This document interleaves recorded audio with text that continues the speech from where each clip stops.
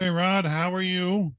I'm You I'm got your feeding hands my full. I grandson.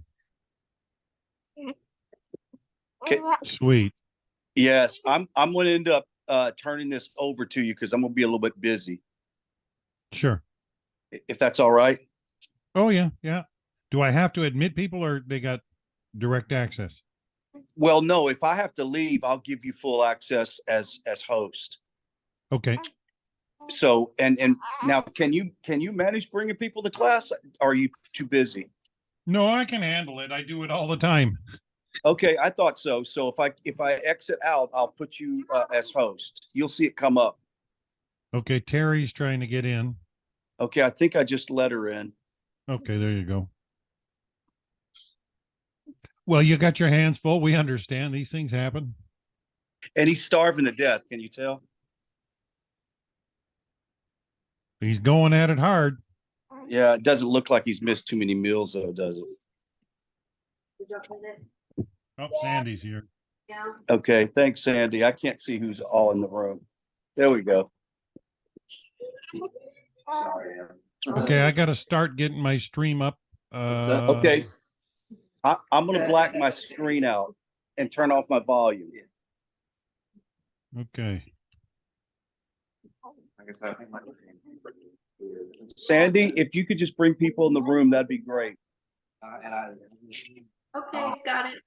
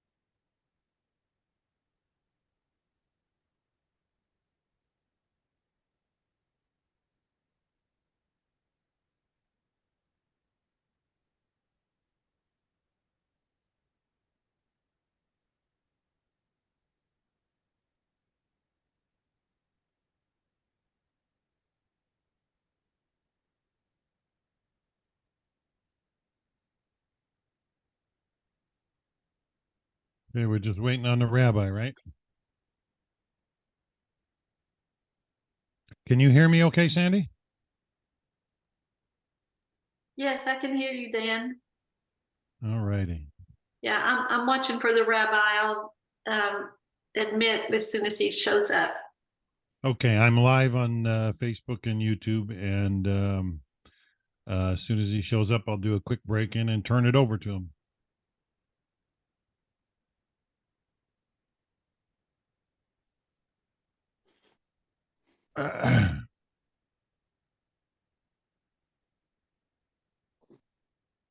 Now, Dan, will he be with us next week or is he on his way to America? Or I'm not sure. We'll have to ask him today.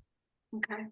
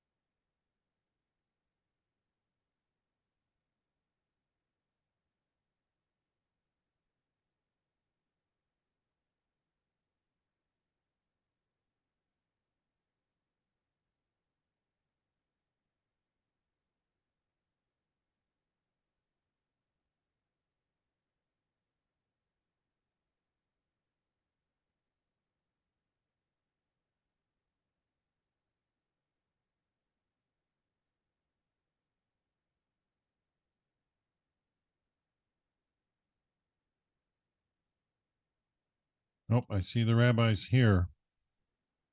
All right, I'm going to break in and I'll introduce Rabbi Ingber and just turn it over to him. Are you there, Rabbi?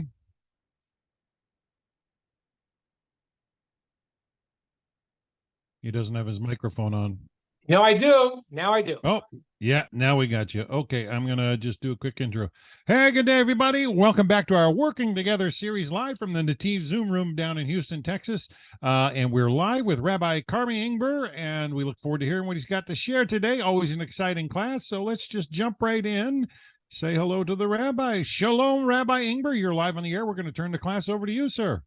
Shalom, everybody. How's everyone doing? Great, thanks. Great. Wonderful. I'm doing it on my phone these days, so I gotta just scroll, see who else is here. Because if I miss you, that means I could not see you on my screen. Okay, fine. Good to see everybody. Yeah, I want to pick up some of the things we're talking about. We are heading to Israel soon. So yeah, it's very exciting. So no class And next week? we're heading. What's that? Sandy was asking me at the start of the class if you were on for next week, or are you on Next your way to Israel? Yes, I will still be on next week. I will be from Israel, though. Ah, beautiful. Okay, well, safe travels, Rabbi. Thank you. Thank you so much. Okay, so good. So going to Israel, we have now a month coming up in Israel called Elul. Elul. Now, it's a very, very, very important month. I didn't do this last week, Rod, and I apologize. I don't know if everyone went to my YouTube channel. I didn't post my Tu B'Av class, but I will post my class on Elul. So I'm not going to do now. If you want to hear it, I'm pretty sure I have one that is for part of a private group. I will try to put it up there, explaining the month of Elul. The month of Elul is a crucial, crucial, crucial month of the year. Every month of the year is crucial. Every month of the year is a different way that God relates to us and gives us a different understanding of reality. Things in Kabbalah explain this very, very deeply, how this works. But just so we understand, 12 months of the year is not an accident. They each have a role. They all fit in. There are 12 tribes of Israel. There, as I've said many times, you get to see my healthy cookies here. These are my treats. I'm very strict about what I eat. I don't eat any, but this is like the one treat. This is my when I eat on Shabbos. So these are healthy cookies. If you look at these cookies here, you'll see it's a three-dimensional object. And that's the 6 days of the week and then the Sabbath. And then there's 12 corners. The 12 corners are the 12 edges of reality. Okay, that's called the extremities. That's why there's 12 months of the year, 12 hours in the day, 12 hours in the evening. That's not an accident. 12 tribes of Israel. That's not an accident. That's the extension from the center point. The center point, and all numbers extend out to there. So I'm not going to do this now. I have this in a lot of different series that talk about time. And maybe I'll post, you know what I'll do? I'll post all of the time series. I have a time series of most months. I'll put that up for you so you guys could hear if you want. But the month of Elul is one of these 12 expansions of reality. Every month has its purpose. Elul is going to lead us into the day of judgment. So Elul, therefore, must be a significant time. And it is. It is called the month of tshuva, of returning, of fixing up whatever we've done wrong. This goes across the board in so many different levels. I mean, I say you'll hear in the class if you want to listen, but like there's different acronyms for what the month of Elul stands for. One is a verse from Song of Songs says, "Ani l'dodi v'dodi, I am for my beloved, and my beloved is for me." That is the month of Elul. It's the month where you get to start over again in your life for all the mistakes, all the things you did wrong, and you get to actually fix it up. A concept that is not well understood in the world. Certainly in a cancer culture society, where it's like you could be thinking the worst things, but once you put them out there, now you can never fix it up. You got to pretend that you're not thinking the things that people are thinking. You have to fit. But then once you cross the line, that's it, you're gone. You are canceled. And that's really good because the people that cancel, I know they've never made a mistake in their entire lives, right? Okay, so we got a problem. If we live in a society that when everyone cancels everyone else, we have a right to kill us so bad, that would imply they've never done anything wrong. And they must be very amazing people because I've done things wrong. I probably do things wrong all the time. Now, this is crucial. Last week I talked a little bit about Christianity, and I didn't want to get into there because that's not really my topic, because I'll explain as we go on today. But it happens to be in Christianity. It's one of the issues that is central to people in that religion, because they look at the Bible and say, how do you fix up when you made a mistake? Right? And therefore they need to have someone atone for their guilt, which is really unbearable because it's an original guilt in the Christian theology. And therefore I need someone to take care of it. I don't have the offerings of the temple. I don't know. What do you do? Well, the good news for those who know is that the process of tshuva, of returning, was created before the world was created. The process of fixing up what we've done wrong is essential to the makeup of reality. And I don't know why we're not all dancing, in the air when we hear this, because we all have messed up. And if you think you haven't, you're not being honest with yourself. And if you think that the other person hasn't messed up, then you're also not living in reality. You all mess up. It's okay. The Talmud says you should train yourself to say, I don't know. I tell people it's a good way to start your morning. Start your morning, you go there, you brush your teeth, you look in the mirror, and there's a couple things the Talmud says you have to say. One thing you say is, the world was created for me. What? That's egotistical. What do you mean? No, it's not. Because I'm saying it, you're saying it, you're saying it, and you're saying it. Everyone needs to know that the world was, they are a unique piece in the puzzle. They must do what they got to do. Whatever their mission is, they must do it. And that is why it says the world was created from one couple, Adam and Eve, and not from, like the animals, which came from many. God created many elephants and many crocodiles. Why didn't he create a lot of people? They create one to teach you. If you destroy a person, you kill a person, you're killing an entire world. If you save one person, you're saving an entire world. Every person has a special, unique thing that they could do. They're valuable. So you got to start your day, and everyone needs to say, the world's created for me. Not in the egotistical, ridiculous way. Oh, the world's created for me. I can do it. I'll tear them apart. No, because everyone is saying it. Everyone is saying it. Everyone has something they are supposed to do. And God created them. They have a purpose. Do the purpose. If they don't do the purpose, oh, that's not good. Then we say, as Stephen asked me a couple weeks ago, then we say in the time of creation, God created Adam and Eve first on their soul, but on their body last. And why? Because if Adam and Eve, if human beings live properly, they are the pinnacle of society. They could heal the way, take everything and elevate it. But if they don't, we say, you know what? The mosquito precedes you. Why are you? What do you? The mosquito is doing his job. He was created to be a nuisance.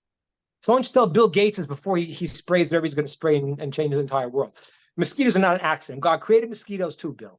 I know that you think you're God, but you're not. So God created mosquitoes, and they have a purpose. And I'm not telling you shouldn't have mosquito pest control. You can, but they're there, and they have. And if a person does not live his life as he's supposed to, then he actually, in one sense, is worse than the animals. The animals do what they're supposed to do. They are innately doing that. Human beings, but a person who wakes up in the morning and says, the world was created for me, and I have a purpose, and God created me, and I got to do something valuable because I have a role, that's a good way to start your day. The second thing the Talmud says, and it's not in this order, I'm just putting this, I'm just, sort of culling for you some ideas. But another thing the Talmud says the person should get used to saying is, I don't know. I tell people to practice that. Go in front of the mirror, I don't know. Yeah. So what do you think about what I should do with my life? I really don't know. What do you think is, do you think I should, like I always tell people with the cold corona thing, everyone was so smart. Everyone's like, I know this, I know that. I don't know. I'm not a doctor. I don't know. It's like, who knows? It's a lot of lies going on. But everyone you ask a question, it's like, I know. Maybe you don't know. Maybe you don't know. Maybe there's something beyond you that you don't know. And not only that, maybe, it's definitely. There are things by definition you don't know. And if there weren't, there was no purpose of being alive. The reality, that's a mosquito, you see? And that mosquito is, he came just for this purpose. And I caught him and I didn't kill him properly. Oh, gosh. Well, finally caught him. He's been flying around my room the whole morning. Okay, anyway. And we do have mosquito control, it's just not working so well lately. Okay, so where was I? So you have to trace how you say you don't know. So, but what the reality is, you don't. And this is very, very, very important because everything that is beyond what you know is your next area of development, right? Like, when before people said the world was round, which the Torah always said it was round, but people didn't know, everyone thought the world was flat. So when the guy came along and said, hey, wait a minute, the world's not flat, it's round. What, are you crazy? Are you some kind of conspiracy theorist? The world's round. How could that be? Because everything you don't know is beyond you. And I got to tell you, what we don't know is so astronomical, is so great that we can't even imagine it.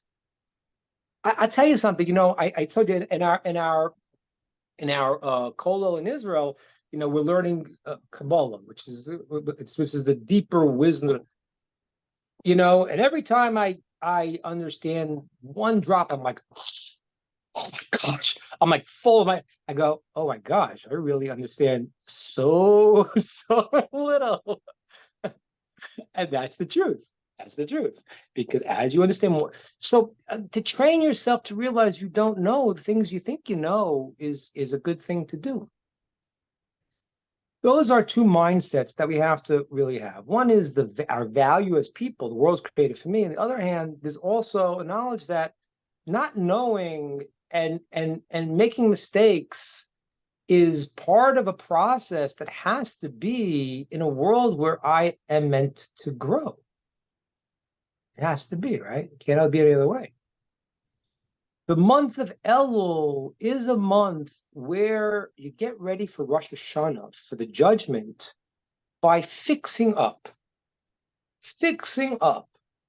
everything you did wrong the whole year, your whole life. And there's a lot of processes. And I was thinking about it. I was thinking about it in terms of even the 7 Noachide laws, because Sandy's asked me many times, because I don't know this is talked about much to Noachides, but I think that a lot of this would be under the category of logical mitzvot, because between us and God, we have done things. Between us and our friends, we have done things. And so everyone understands that I make mistakes. How do I fix up my mistake?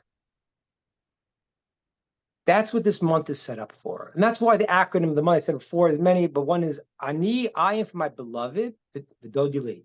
Elul stands for I am for God, my beloved is for me. If you look at the constellations, the signs in astrology, which a lot of astrology today is nutty, but it's based on actual real things.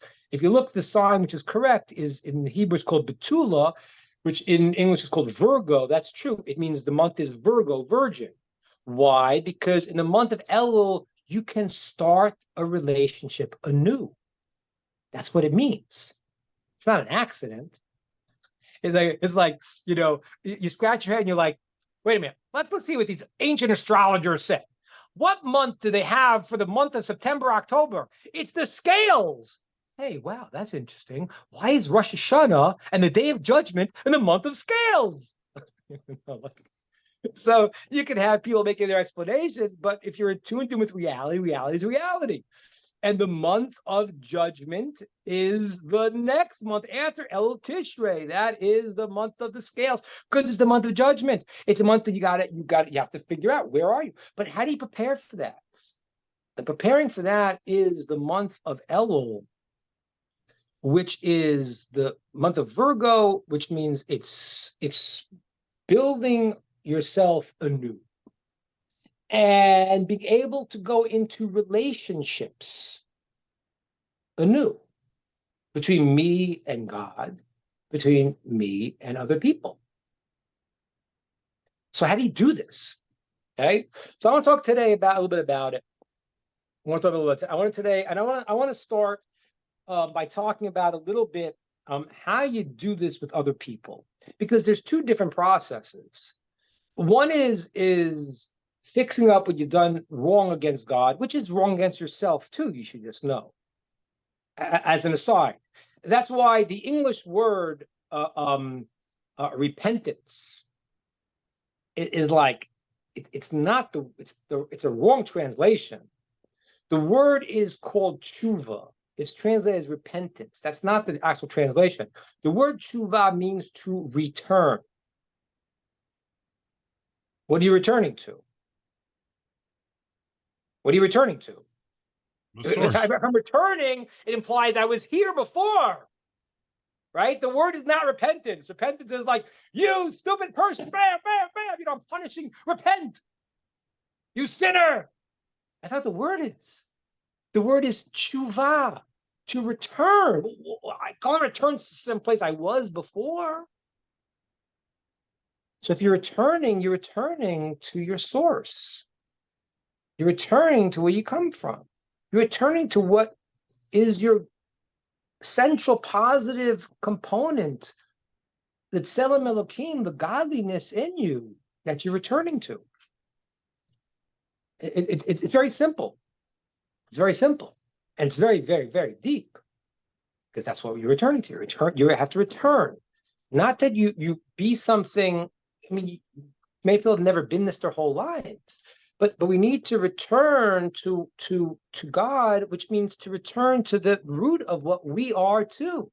So when we did something wrong, we've done it wrong against ourselves, right? We've done wrong towards God, who created me and wants me to go in a certain direction, and possibly to other people. Okay, so let me get some questions, comments on this before I start going into one of the paths of fixing up what we've done wrong. Okay. Do you have any questions or ideas before I go on? No? You guys want me just to yap? Just keep talking? Go for it. Okay, I'll keep talking. I once said, when I was a rabbi in a synagogue, I said one of my better qualities about being a rabbi is I was a rabbi, didn't like hear myself speak so much. So I would talk, but it's like, okay. Sometimes you always want to talk about it. No, I want to hear from you also, so we can know how to share the ideas that are going to be relevant. But I will continue talking. So now, but please, if anyone has any ideas here, feel free to sort of interrupt at some points, because I do want to make this understandable in our lives. So let's start, and then we'll see where this goes. Let's start there's two main paths. I got to return between man and God, human beings and God, and human beings and their fellow human beings. Which one is harder? That's an open question now. Which one's harder? I'm going to wait for an answer on that one. So I'm going to put on your hold here. Somebody tell me, which one do you think is hard? Between man and God? Oh, it's definitely harder between man and man. Why do you think so, Dan? Oh, because people are so oversensitive, and yeah. very, very hard to please people, and yeah, people take offenses so deep. Okay. That's a very, very good point. Dan is hitting right on nail on the head largely. It is harder, really, in that sense, to fix up between people.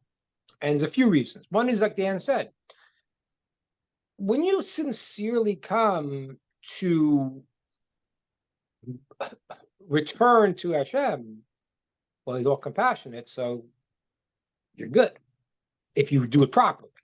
If you fake it, then to a degree you didn't do it, you didn't do it. But if you do it sincerely, then we don't have a problem. To another person, you may come across with the greatest, most sincere, genuine apology, and it might not work. How long do you keep at that?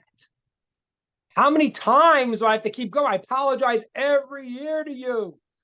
When is the point where I can say, listen, I've done my... So there is a point. Generally, it's 3 times. Generally, it's 3 times.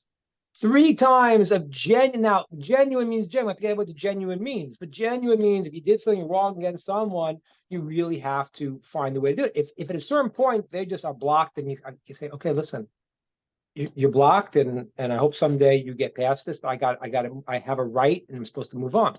So one thing is with Hashem, when you come genuinely, we're done. That's one. Second thing is that you have to, and this is one of the hardest parts about fixing up. You got to undo the bad thing you did. That's not always so easy. Like, here's a good one. You want to go and fix up with someone. You say, okay, listen, let's give the person the name Sally. Sally, you thought we were always really good friends. I gotta tell you the truth. I've been bad-mouthing you all around town. What? What? Okay. Oh, well, I don't forgive you. I'm so sorry. I'm so sorry. I'm sorry. No. Okay. Forgive you after whatever time. Now, what about all the people that you said the bad things about me to? How do you fix that up? And now it gets tricky. You hurt my feelings, you cause this, you cause that.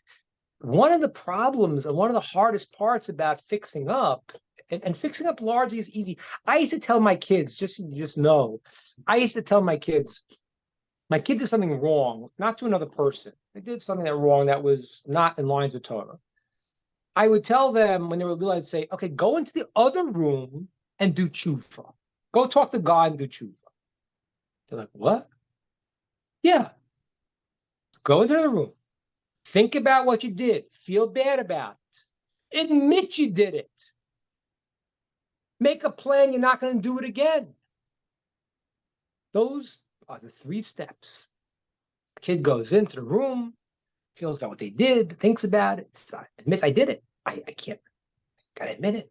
And then goes and says, I don't want to do it ever again. I'll be careful. I'll try never to do it again. Okay. Kid comes out smiling. Every single time. It's like the greatest feeling. Like, how do you do with your friend that you hurt their feelings, they're not willing to let go, and you're trying, and you're not so sure you can even fix up what you did? That's hard. That's really hard. Now, I want to ask you another question. So Dan is right. It's going to be trickier with a human being, because to get them to be consoled, to get them to let go, you really got to undo it in a way that you might not be able to. And then, at least for 3 times, until you really need to, make sure that even if it's something in their head that they're holding on to, there's a still point you still have to keep going until they try, they want to let you go. So, okay, so now I'm going to ask you another question, and this is something that is trickier. Do you think you need to apologize? We'll say both to God and to people for something you did wrong by accident. That's an open question.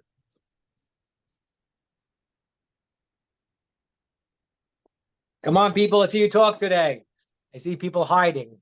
I see some more people. Everyone's got their picture off, which means you're all on the beach. You're saying, okay, it's the end of the year.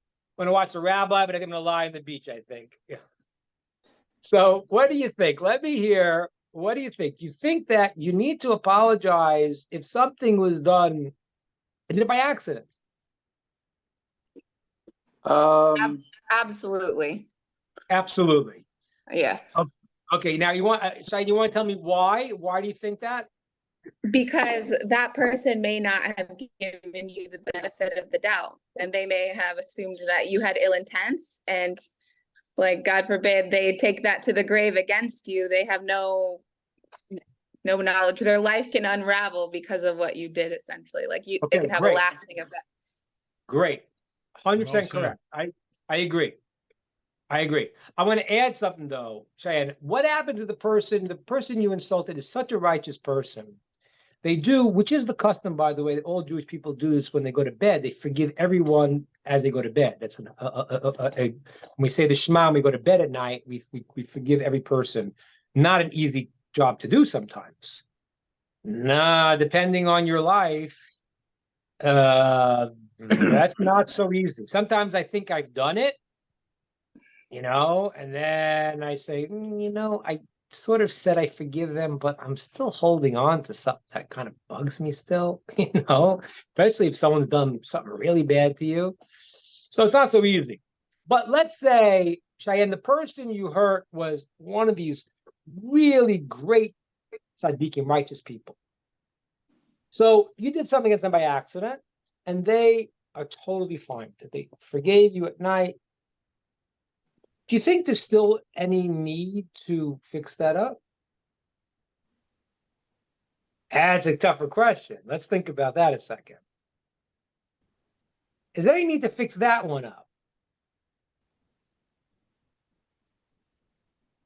I'd say yes, maybe for me, to make sure that there's something inside of me that probably needs to know, like, I'm doing what I have been called to do, to make sure I'm being right with Hashem and being right with others. Right. So. Right. Because, see, the thing that we don't really realize is that accidents are accidents, but, maybe we could have been a little more careful. Right? Right? In Jewish law, if you look at the offerings that people would bring to the temple, most of them, almost all of them, were really for accidental problems. The laws in the Torah that prescribe various consequences are for intentional. Most of the things that the offerings were for is what I didn't mean to do it. Well, if you didn't mean to do it, so it's not my fault, right? We kinda. Can we accept responsibility for an accident? Now, there's degrees of accidents. There's one kind of accident that's really not your fault. It's a freak thing. Yeah, no. But there are other things like, for example, I don't know, like the worst thing in the world. There's a whole chapter in the Torah talks about someone who kills by accident. I can't imagine a worse thing. The law is he has to go into exile because he's taken a human life. It was an accident. Yeah, but wait a minute. Does that mean there's no culpability here? You're driving the car a little bit wild and it was not your fault, but still. So yeah, sometimes when an accident happens, you may have crossed the line that you didn't mean to. But you still did. And you didn't mean to do it. So the answer is, yeah, an accident, we don't want to take responsibility for that. We want to say, like, it wasn't my fault. It was an accident. But if you think about a lot of the accidents, okay, it's not totally your fault. I'm not saying we're bad people then. But, like, I don't know, let's say, I'll give you a Torah example. I'll think of a better example for people in a second. But, like, on the Sabbath, we can't put lights on. If someone hits the light on by mistake, that would be a transgression. That would be a transgression. It would, in the time of the temple, would require an offering. That little accident of hitting the light bulb just cost him $1,000, turning the light on by mistake. So, but if he had more consciousness, he wouldn't have gone to the habit. If he taped the lights, he wouldn't have gotten to the habit. So when I do something with someone, let's say, for example, I'll give you an example. This happens a lot. I've had times where I sit with people in the room, and somebody is talking about something, and I know the other person has a problem. Let's say, I don't know, let's say a person's having marital problems. Let's say a person's single, looking to get married. Another person's sitting there and they're talking about something that's going to make the other person feel bad. They didn't mean to do it. They didn't mean to like bring this topic up when this person is going through a process. And they didn't maybe even know, but they knew a little bit. So could they have been more sensitive? Could they have been more careful that their accidental comment that hurt the person's feelings could have been avoided? What do you think? I think, yeah. Rabbi, we've seen a lot in the last several years of marshmallow culture where people are offended at everything, and they weaponize their offense, or they use disgust in a sense that incites others. And I don't know. Yeah. Part of woke liberalism, and it just it doesn't realize that it's being offensive. I find unnecessary offense is a defensive, needless defensive mechanism that works offensively.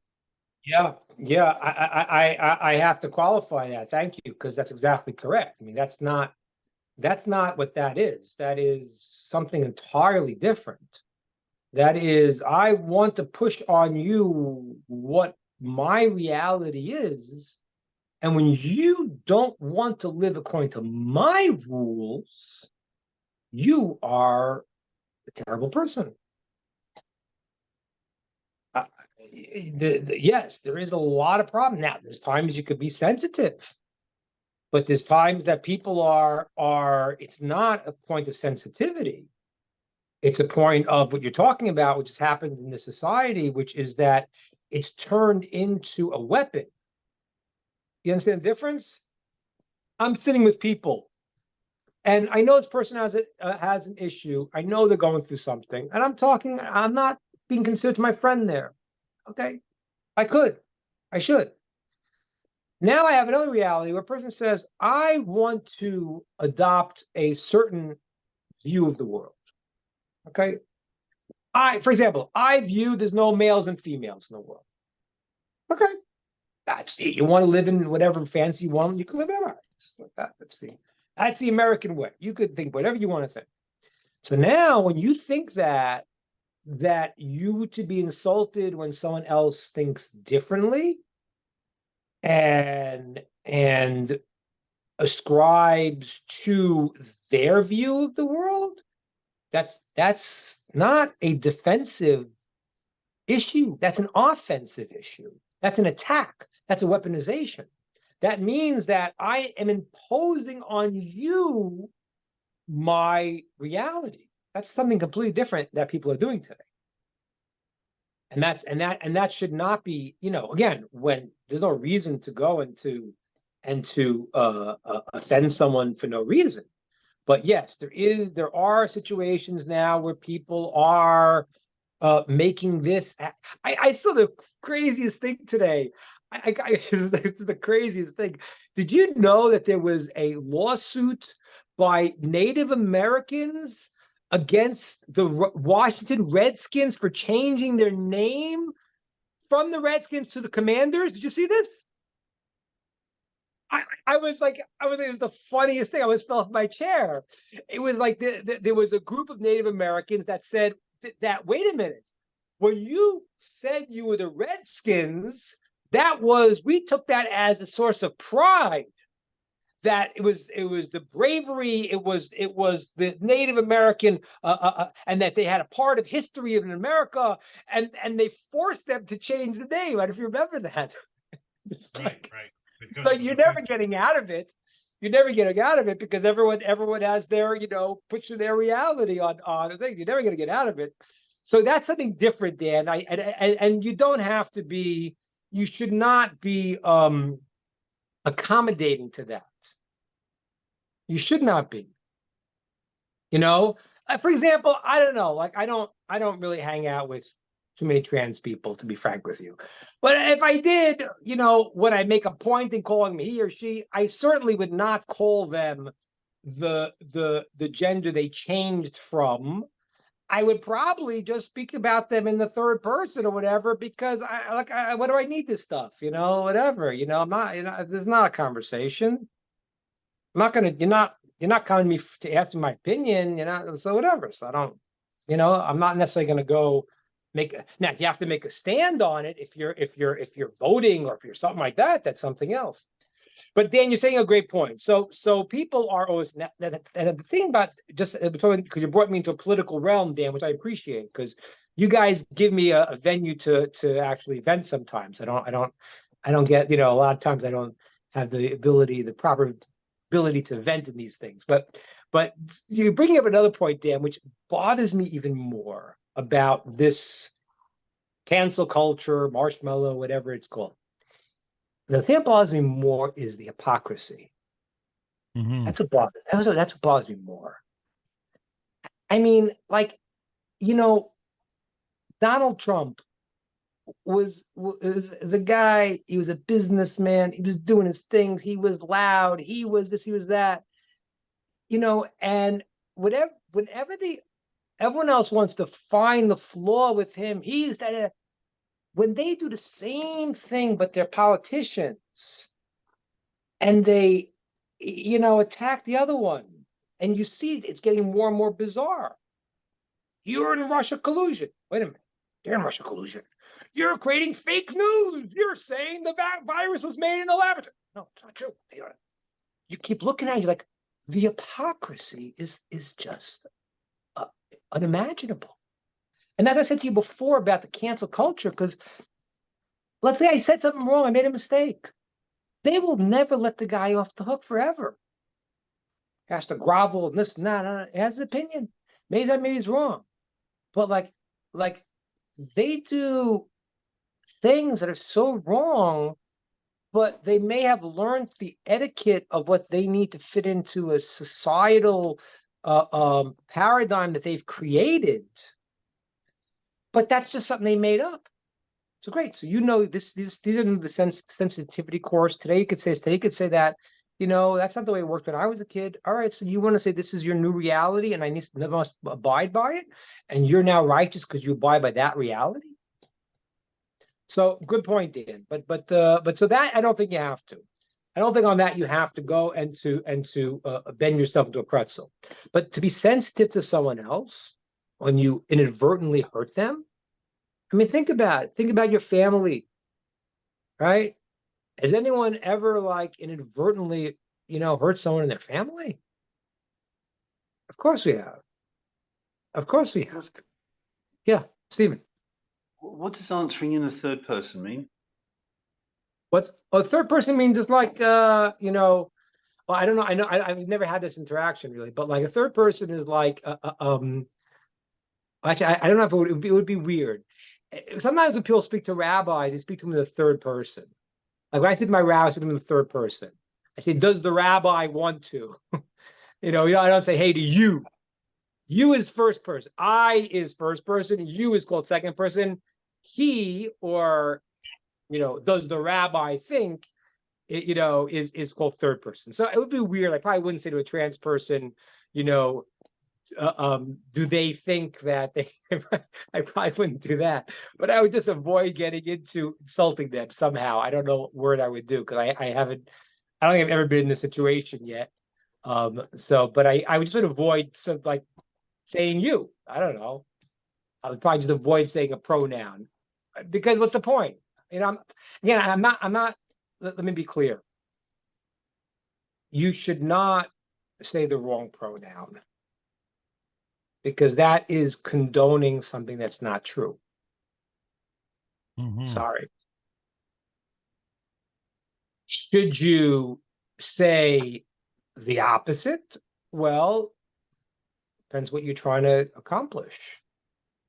If you're trying to get into a fight, then you probably should. If you're trying to explain something to the person, it's not going to do anything.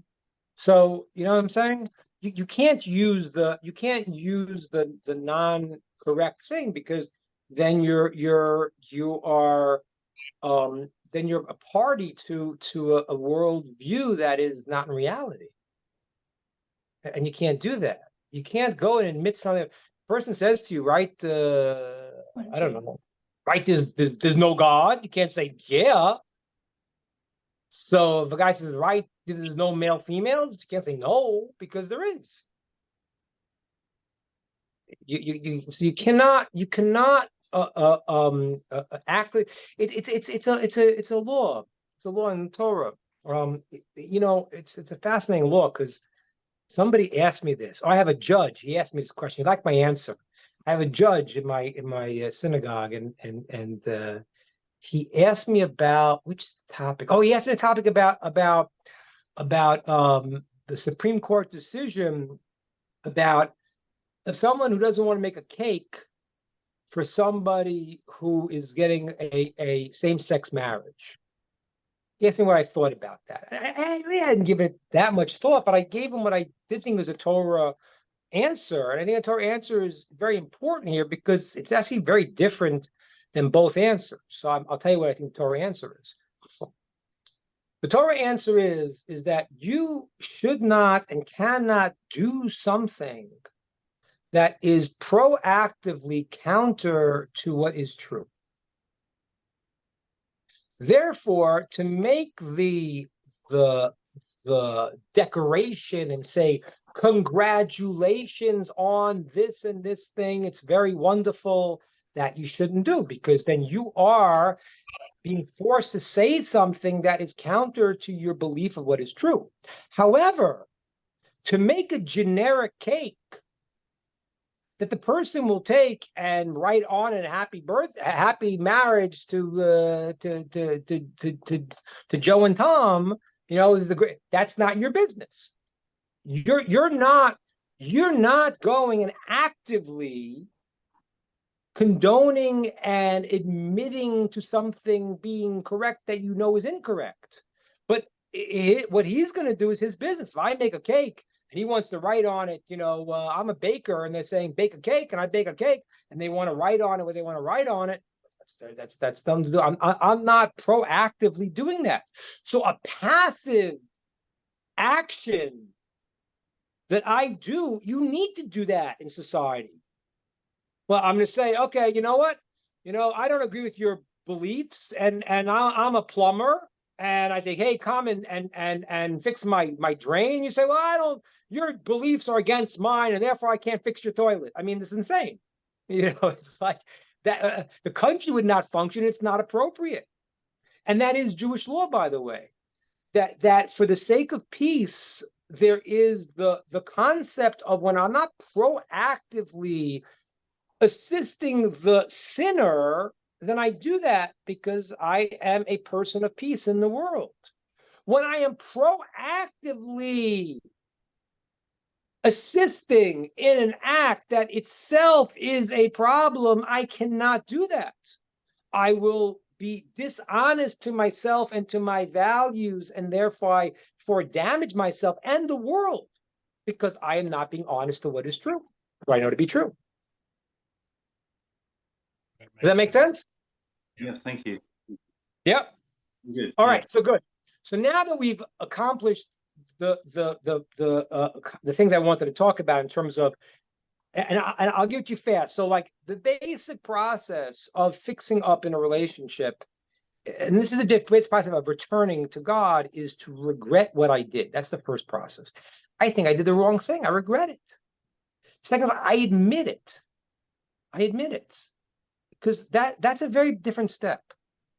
You see it with people in couples sometimes, like, I feel bad about it. But so are you saying you were wrong?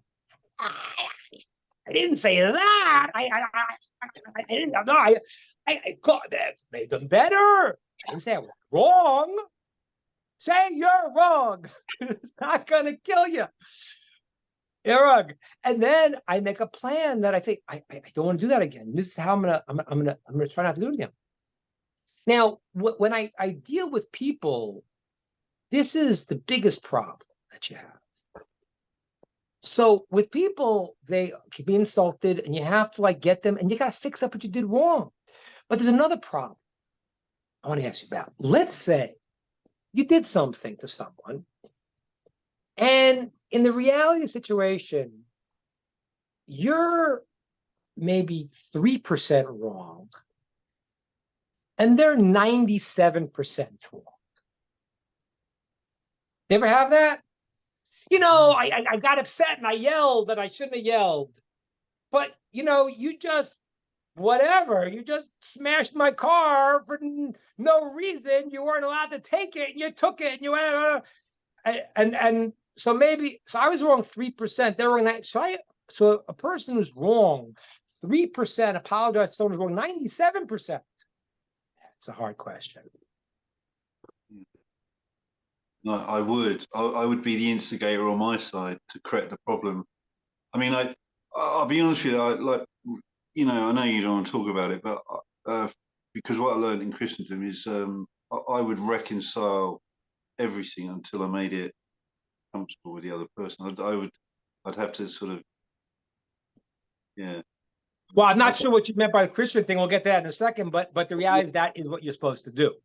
Well, If you are 3% wrong, what's the difference? You want to fix up your 3%. And this is where people get stuck.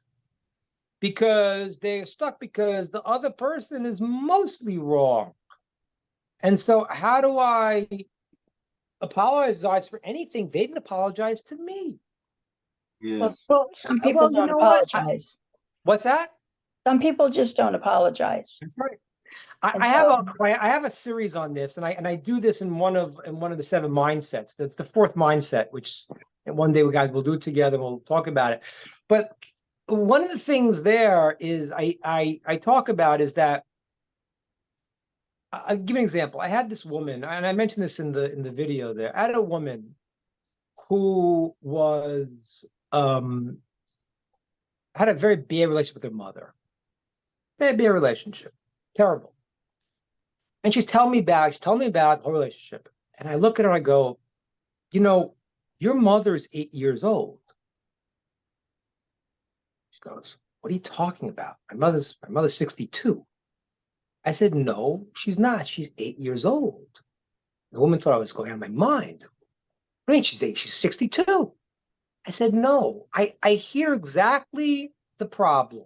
And I'm telling you, she is stuck on a development point of a person who's 8 years old.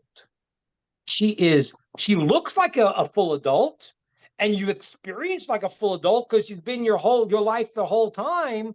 But where she's coming from in terms of her pain and in terms of her knee-jerk response, it's like a child who's still 8 years old. The woman goes to me, she goes, oh my gosh, can't believe it. I said, what do you mean? She says, my mother's father died when she was 8 years old. I said, yeah. So that's where she's stuck. It's not about how you go and be right. It's one of the most amazing things in the world. Joseph, when the brothers sell him into slavery, then Joseph becomes the king and the viceroy of Egypt. And there's different interactions they have later. One interaction is like this. The brothers feel that Joseph may take revenge on them if their father died, and they go and they say, listen, we've done terrible to you. And he gives a very weird answer. He says this, listen. He says, no, don't worry about it. Please. He says, you guys had bad intention, But God had a different plan. He sent me to Egypt to save us. Now, I got to tell you something. That doesn't sound like the most pacifying thing to say. We would normally say, listen, you're swell, you're great. You know. He didn't say that. He said, yeah, it's true you had bad intention, but God had a different plan with this. So what do you mean? What are you telling me a bad intention for?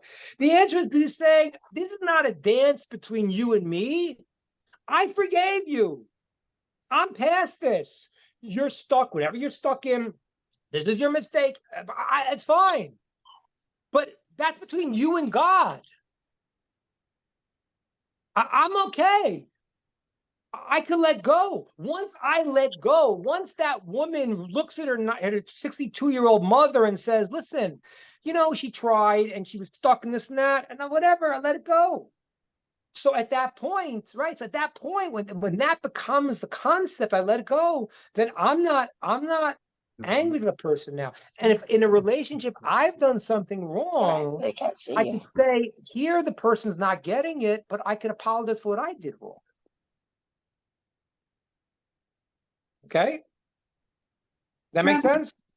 Rabbi, could Yeah. I ask you a question along those Please. lines? I have Yeah. a friend, we've been very good friends for many years. And I noticed a change in the relationship. It's like a wall came up and it was very cold and distant.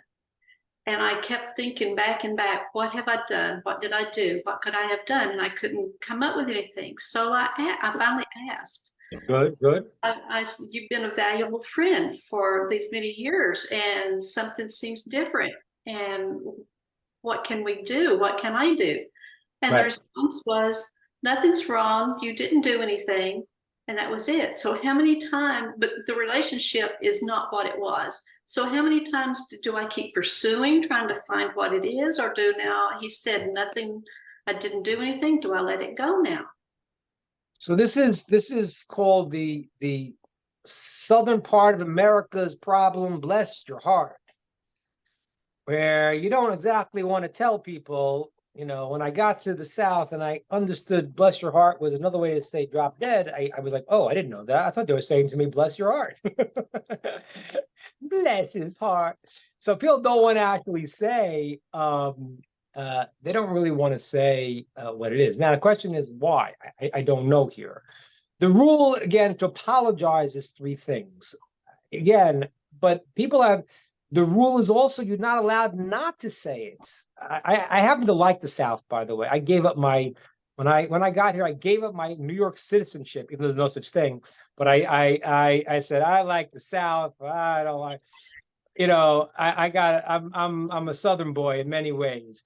But that's wrong what they do. You are supposed to tell someone when they hurt you. It's actually one of the obligations in relationships in the Torah. It's an obligation to tell someone. You can't, if they ask you, you got to tell them. So you know, so really the person's supposed to tell you. So, you know, the question is, I don't know the story, but can you you really have no idea why? I have no idea. No Can idea. can I ask you a question? Sure. Is this person, did anything change when your spiritual views of the world change? No, well, they don't know to what, or he does not know to what extent my views have changed. If he asks the question, I will answer, but I haven't gone into a lot of detail. But when I first moved here with them, he and his wife, I did not go to the church they thought I would be going to. There was a division there. But Right. this has happened several years after that. Right. Yeah, So but I don't think that, I don't know. I don't know. But if that is what it is, then it's something that is important for you to not to apologize for. Meaning that if a person is not able to reconcile with your awareness of truth, there's there's no one to talk to. I don't know if that's it, but it does sound like that, because if you keep asking the person, then it probably is nothing that they want to tell you. But do You I know? keep pursuing? Do I keep trying? Do I keep asking? Or do when they say it's nothing, it's nothing? I mean, I would say 3 times you said, if I did anything against you, I'm really sorry. And like, can we, and it sounds like you've done that 3 times. You've already tried 3 times. I probably wouldn't go forward anymore. Okay. You know Again, what, I'm not, Sandy? I can't say definitively, because I don't know. My sense is it may be your religious convictions, because that would be the reason, whatever it is, they don't want to tell you. That I know for sure, because Right. it's one that they were told you already. So they don't want to tell you. Why they not want to tell you? It could be that they feel it's something that they feel funny telling you, embarrassed to tell you. There's no good point in telling you, whatever it is. And, if they have their theology, they think, okay, you are, a devil now. Even if they have a hint of that, then they might not want to tell you. They could I'm have not saying heard it's that. something through the grapevine. What's that? They could have heard something through the grapevine. Right. You don't know. So again, if it's something that you did, then I would try to pursue it and try to get some knowledge out of it. And then I would follow the process of 3 times of really making amends. I'm really sorry I did anything. I'm really sorry. I don't know what I must have done, but I'm really sorry if I did something. I didn't mean to. I'm really sorry about it. Can we work this through? Now, if they tell you you didn't do anything wrong, I don't even know you need 3 times, because what could you do? Right. But certainly 3 times who knows. If it's a other issue, then there's nothing to do. Nothing to do, because again, you cannot admit to something that's not correct, and you can't apologize for what you know to be true. That would be a very bad thing for you. Right. Absolutely. Okay. Thank you for that. Sure. Okay, so what do we got here? Let's sort of tie this all together. What we got now is we are walking into the month of Elul, a month we could start anew. And the place I want us all to start is let's start between our friends, family, and people we know. And it's a fascinating process to do, because we get stuck in the dance. You hurt me, I hurt you. That's irrelevant. This is between you and God, which means you and your source, you and acting correctly. It's also between the person that you may have hurt, for sure. You have to undo whatever you might have done.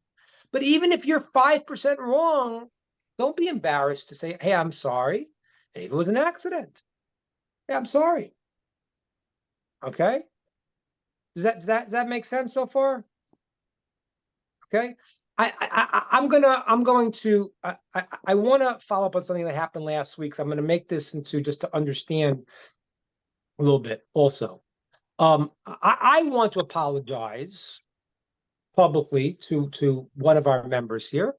'Cause I think I said something maybe inadvertently that may have been misunderstood. And that's fine. But I want to understand this. First of all, sometimes we do things and people get insulted. We don't know why they're insulted.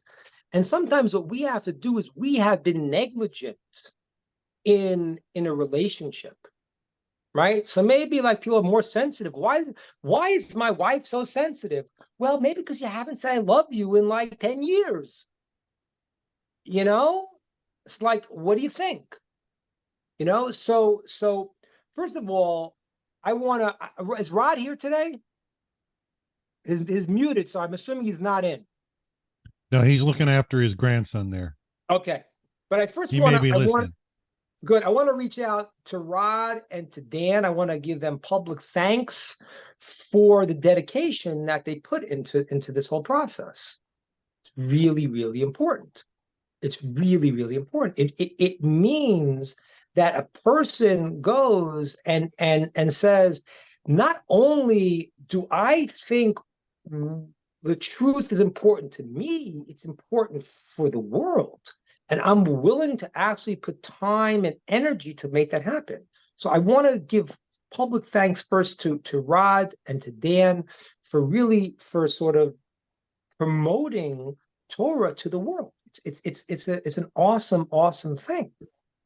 And to you all, for really sort of saying, okay, let's explore the truth. It's a fabulous thing that should not be minimized. Okay. I additionally, I said something last week, and I want to explain a little bit to you. And this is just a personal thing to us to understand this.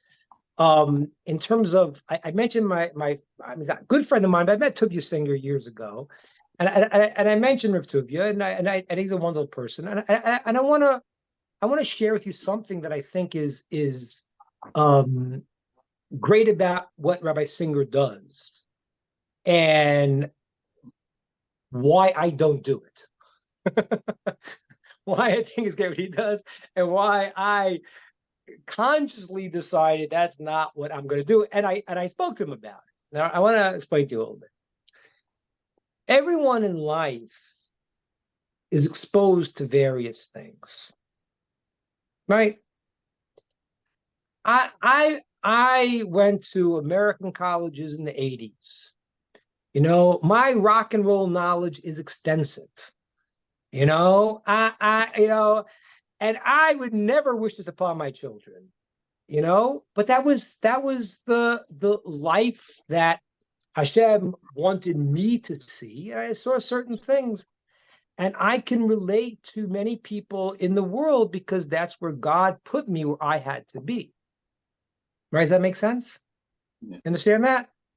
It's like the you know, as a rabbi, when I you know, if I am talking to someone and I don't know, they mention something about music, and I'm like, yeah, and they said, wait, the rabbi knows, you know, the Beatles better than me.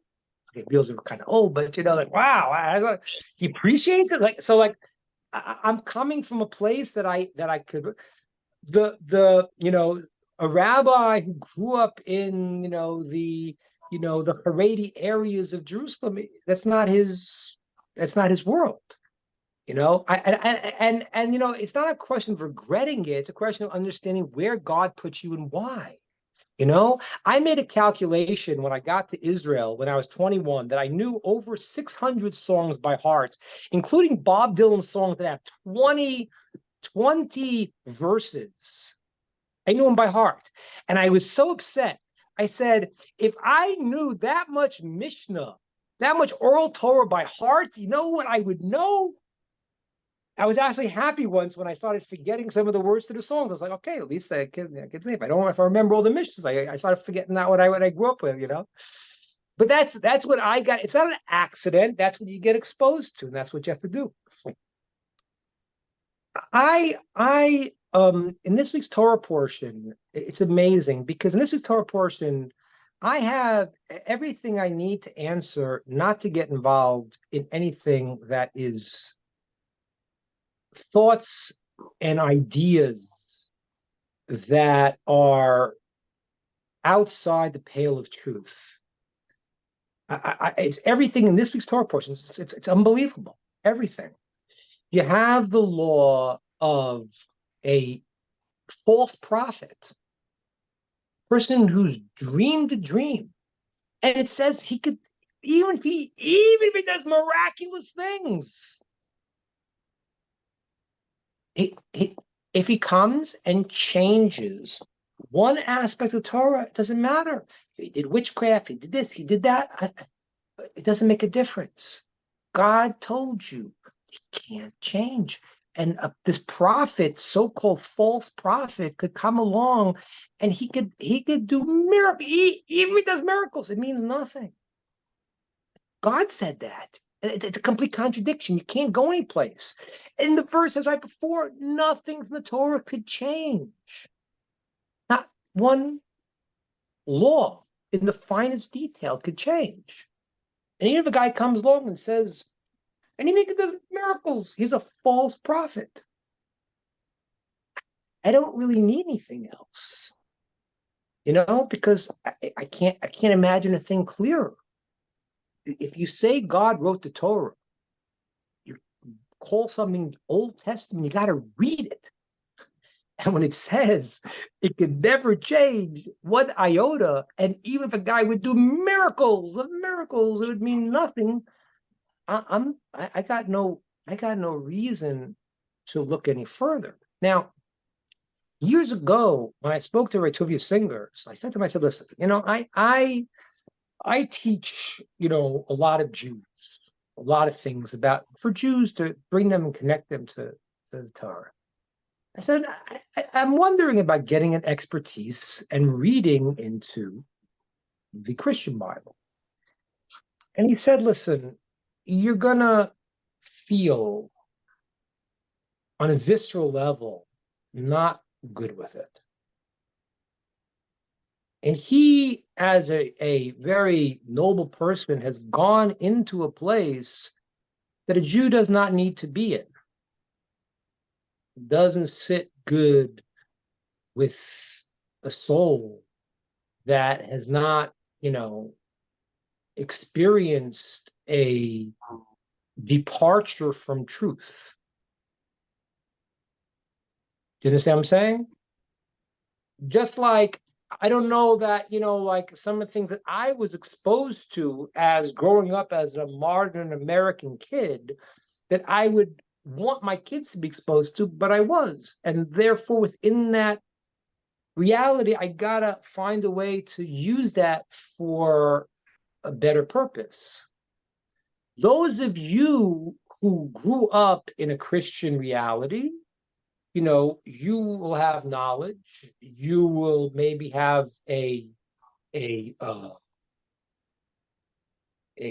want to say a calling, but you may have a purpose to use your knowledge of what you were exposed to help people. I don't have that place in me. My place is I want to share truth with people, and someone who is not able to hear that because they're stuck in whatever dogma they're in, it's not where I have to go. It's not my job. Not that I'm shirking my responsibility, just not. It's not for my soul. It's not what I have to do. And that's why, like, when Arthur Sigler said to me, I was like, "Wow, you took one for the team. You took one for the team." It's like I said to you before. I spend time with you all because you're all so valuable. I gotta tell you, I learned Torah. Whatever I learn, and it goes deeper and deeper. It's like, oh my gosh, like I don't want to spend my time reading something else. I don't need to do that. Yeah, you're made in the image of God, and there's a greatness that could be talked about. I don't need to read that, and therefore that's not my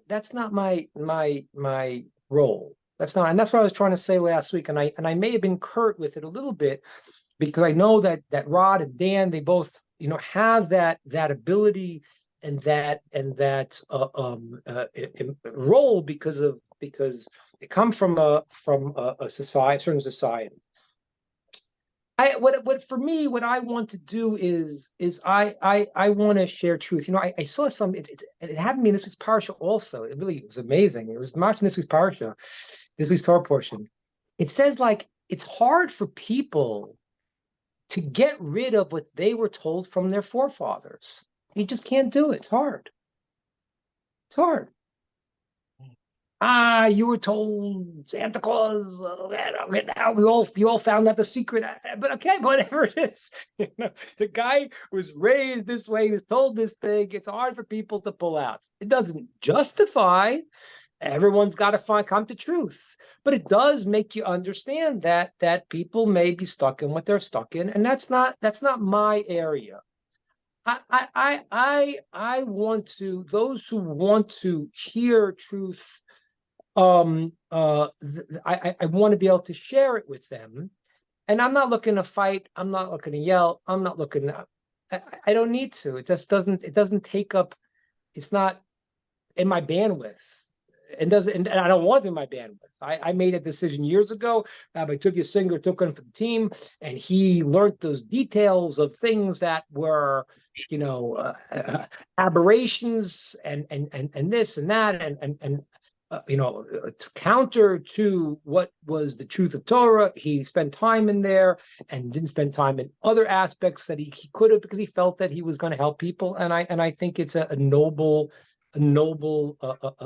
task for a Jew who feels to do that, like he and some other people have done. That's not what I want to do. It's not what I do.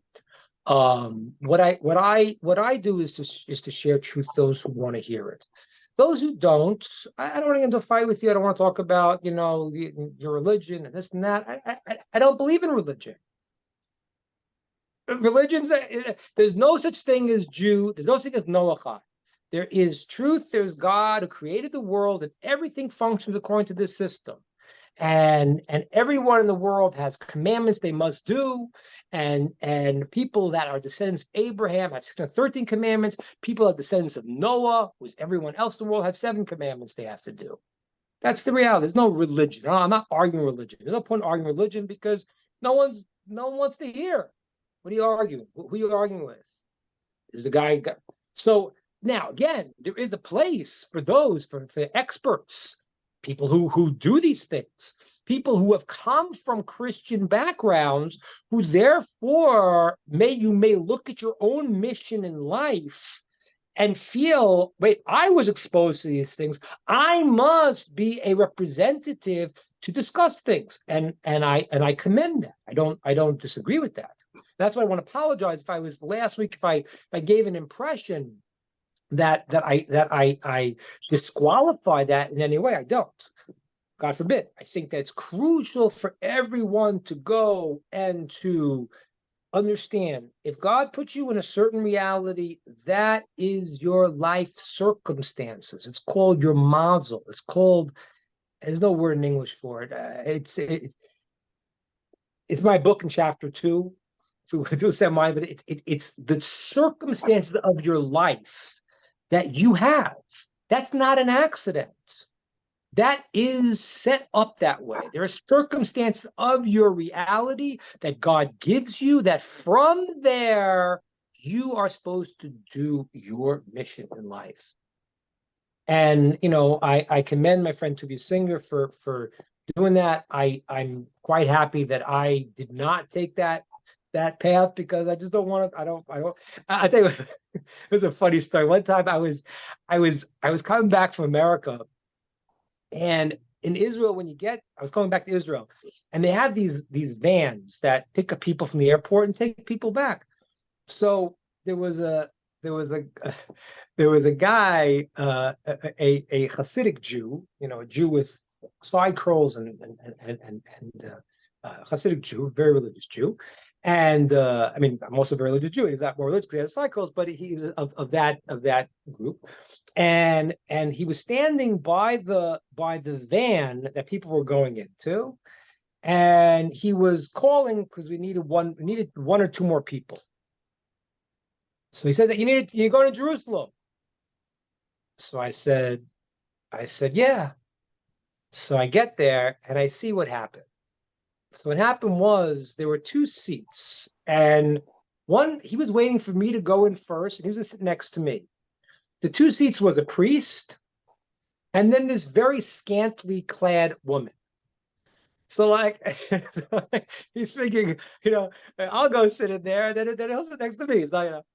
So I said, okay, I'm not going to sit next to this scantily clad woman, because that's a normal desire. I'm not doing that. So I sit next to the priest.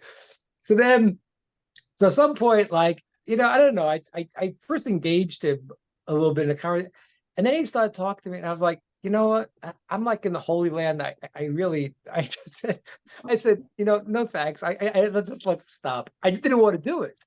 Because it in terms of me and my soul, it was at that point I was like, okay, So that's what I was saying last week. What I want to do with this program is I don't want to argue with Christians, and I don't want to argue that, and there's a place for that for the people who do that work, who God has put them in that role, and whether they were born into Christianity and they went out, whether they are Jewish people like Rabbi Tovia Singer and others of very kind and dedicated rabbis who spend their time in that.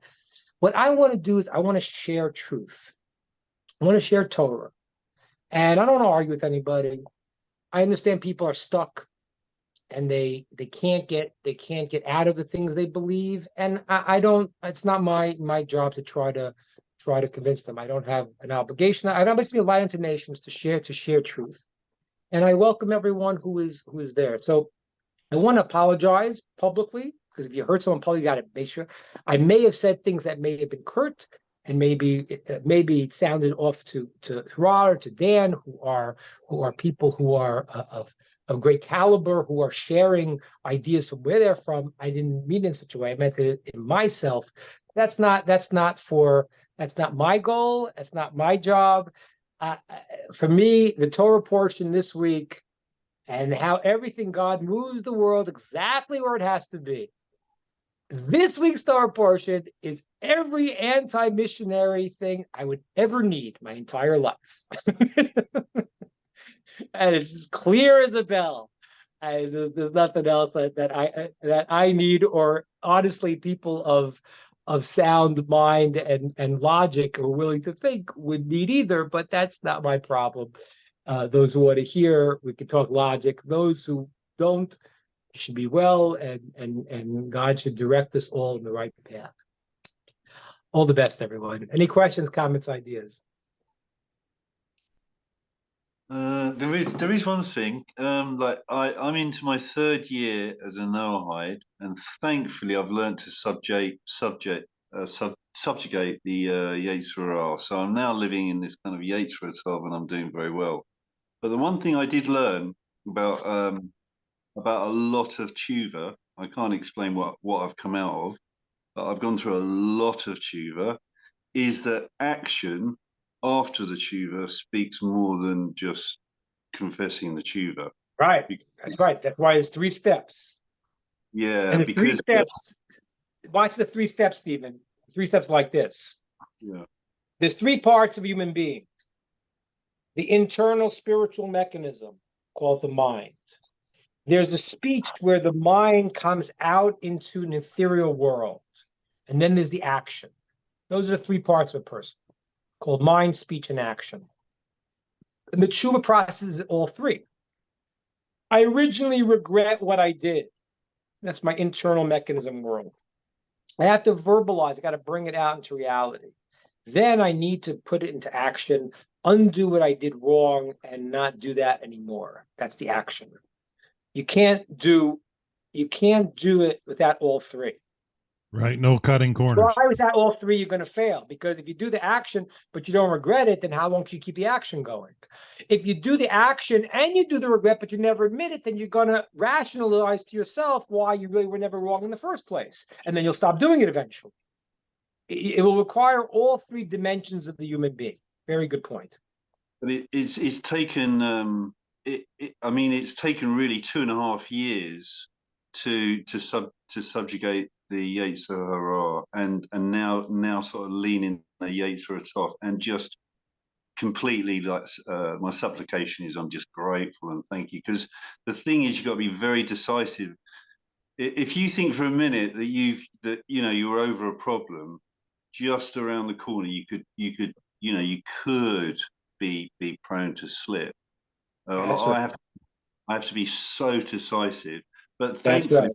what I've recognized is, I used to be in awe of Hashem, and since I've studied the 7 gates of righteous knowledge, and I've tapped into a bit of Kabbalah as well, is now you're in the fear of God. But the good thing about the fear of God is it kind of constrains you, because you're very careful about how you're That's right. moving through life. Yeah, you're saying great. you're saying great. That's why I always tell people you need to have both components. You need to have the Yiras Hashem. I'm going to call it fear, but it's not the right word. The fear is the lowest level, awe is the higher level, and I know there's no word in English, but maybe the nullification to the grandeur. I don't know a word in English, but that's called Yira. That's called the awe of God. That's called being beyond and nullifying yourself to what's beyond. But there's the love, which is the feeling that when I love someone, I feel that I want to be with them because they make me feel better. But it has to do with me. You know, I love them to come over because they make me feel good. I love learning Torah. I feel better. Now that love, which is pushes positively, if it's not tempered with the awe, you're done. It's like a car. If you have a car with only brakes, you got a problem. Mm-hmm. If you have a car with only a gas pedal, which I once had actually, I once had a car in which I found out the brakes were not working. That's not good either. So if your gas pedal is going and you think, I love God, I love God, I love God, the next thing you do is that you think you're God because it makes me feel so good. And it's not beyond, God's not so infinitely beyond anything I could dream of. So when you go into that stage, you get stuck. If you go into the other stage, you can get paralyzed by the fear. You need to have both. Person needs to develop both. Both is the understanding that God loves us, He created us, He wants us. I feel love from that, and God is beyond anything I could ever see, imagine, compassionate, and I nullify myself. And you need to have that constant dynamic. That's the way the world is. So if you don't, then, and that's what you see. You'll see people who, think I'm so spiritual, man. I love God. Me and God are like best buds, It's like you don't really understand God, he's not wearing around your neck, you don't get God because you just made him as big as you. Rabbi, can I ask you a question about a Yes. book I've been reading all week, and I want to know if you're familiar with it and if it's in or out of bounds for B'nai Noach. I finished the first section, and it's just blowing my mind.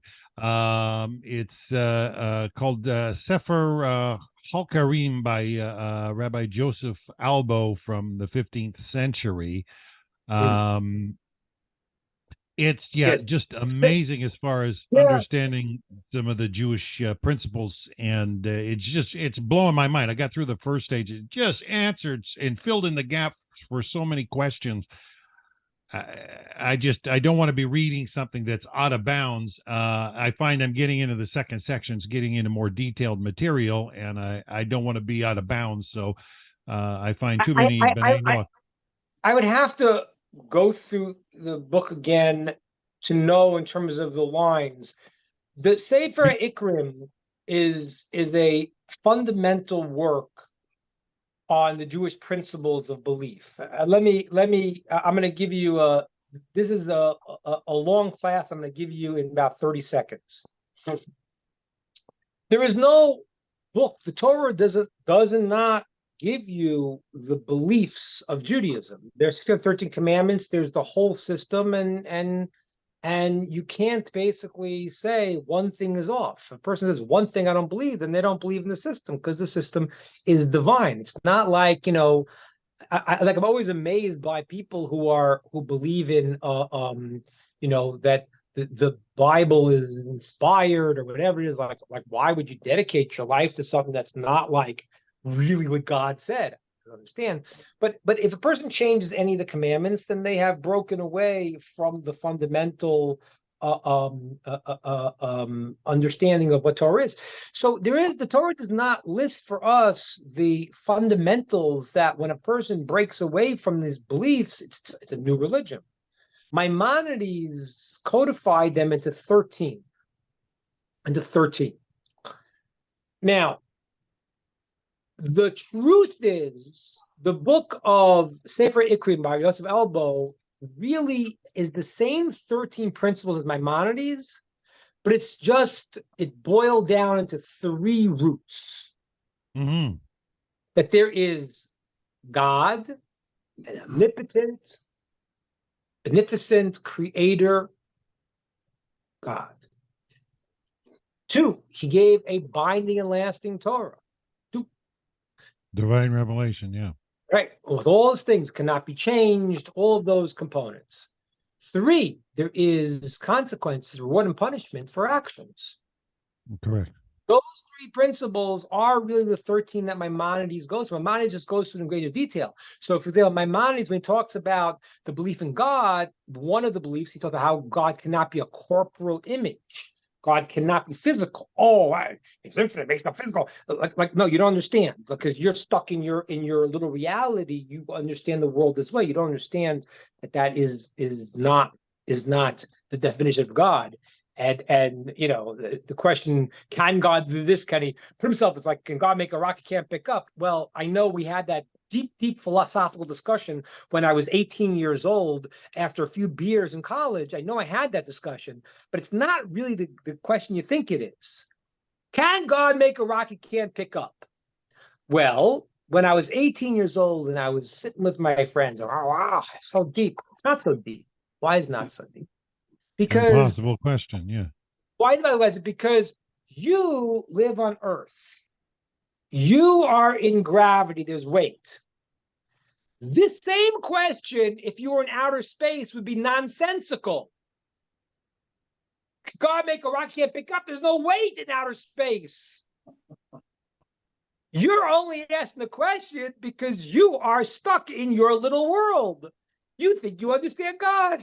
So you had your beers, you had your philosophy, but it's a dumb question. I understand it's a great paradox. And I don't mean to be funny about it, because it really is a very, very, very deep paradox. And then it talks about in Kabbalah and all these different ways. But when you ask the question, not thinking that you have an answer, you don't realize you're imposing your limited reality on a reality that's beyond you. So, you know, Maimonides now goes through different ideas of what does it mean God? God cannot be corporal, not a physical person. So Yosef Elbo does not go through, he does, but he boils down the 3 principles to those same 3. So it's a obviously fabulous book. It's not a modern book. It's a book written many, many years ago by a great sage.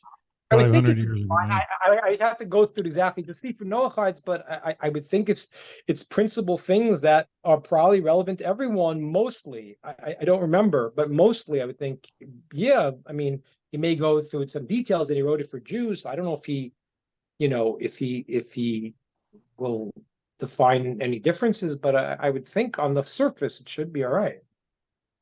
Well, thank you, Rabbi. Thank you very much. Excellent All right, guys. material, though. Wonderful, my pleasure. I got to go in a minute. I've got to pack up here. Anything else you want to ask me? Anybody in the group have a final question for the Rabbi?